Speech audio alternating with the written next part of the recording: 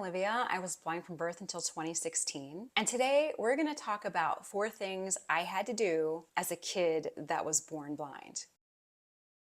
My story is a bit different from most people who talk about this that I've seen. I didn't have an advocate or a stable living situation growing up. Blindness is a spectrum. If you're curious to see a representation of that, let me know in the comments and I'll create a video. Today I'm going to talk about things that I had to do as a child without functional sight. I know a lot of people say this on YouTube, but number one really is the wildest one, so make sure you stay to the end. Like, that's not even a line.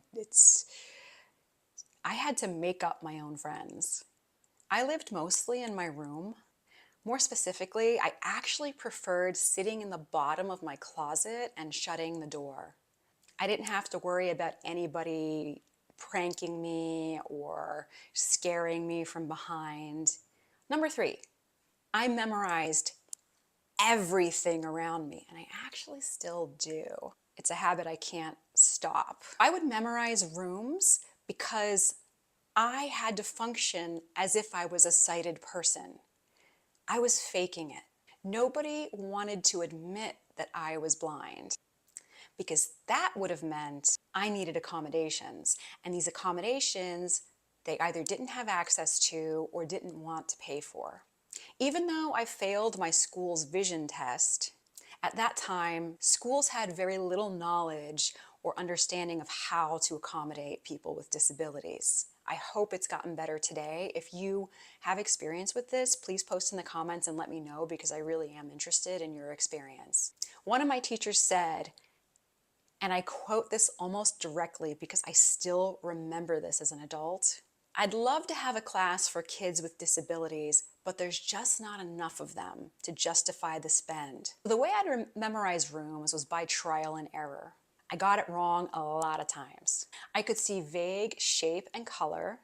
It would be like a flat kaleidoscope of colors that I would divide into dividers that made sense to me. They were like units of measure. Still have anxiety today about it, assuming that I'll get lost because this is obviously not an exact science, so I got it wrong a lot of times. When you're born a certain way, you think it's normal.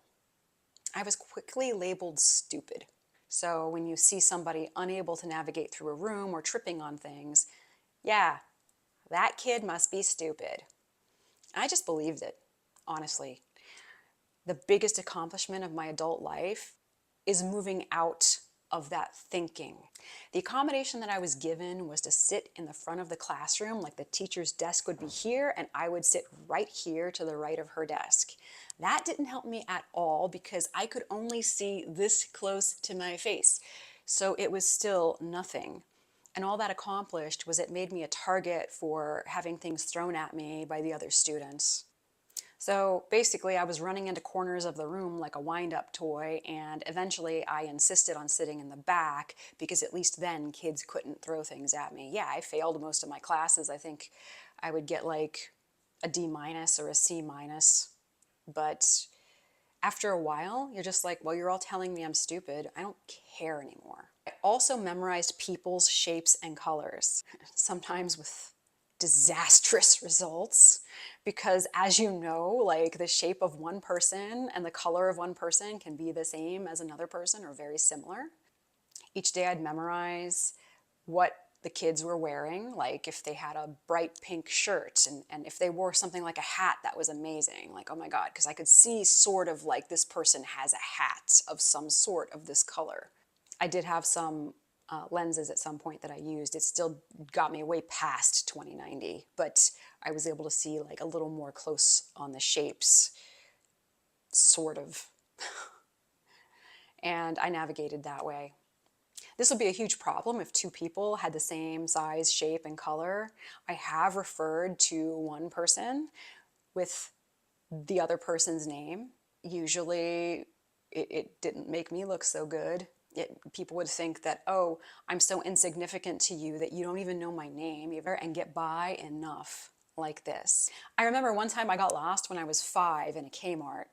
I thought I saw my grandma who was taking care of me at that time, and it wasn't my grandma, it was another like grandma lady. And she was really nice, but like because of the extreme nearsighted stuff that I was going through, her face came right up to my face, like you should with a child. When you talk to a child, she knelt down, and it was like this giant face appearing through the clouds in the most terrifying way for me. And I immediately started crying. That just made me pull inward more and more and more, because every time I left my little closet in my room, things just got really messed up. Number one, and I said this is the wildest one because nobody expects this, I learned to read books. I was a library kid. My record was like 73, 75-ish books in 1 year. And that's because I could like read like this, and I would see one letter, two letters, three letters in extreme magnification form, like if you had it under a microscope.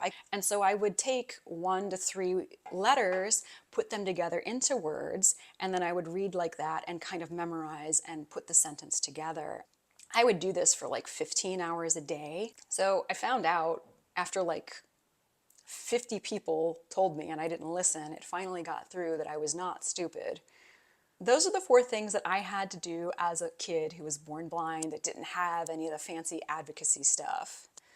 My journey has taught me the value that my perspective is not the only one, because I have switched perspectives as I have changed. I almost feel like I've experienced life as 2 different people. Let me know in the comments if you have any questions or requests for upcoming videos, and I'm going to get on to making the next one.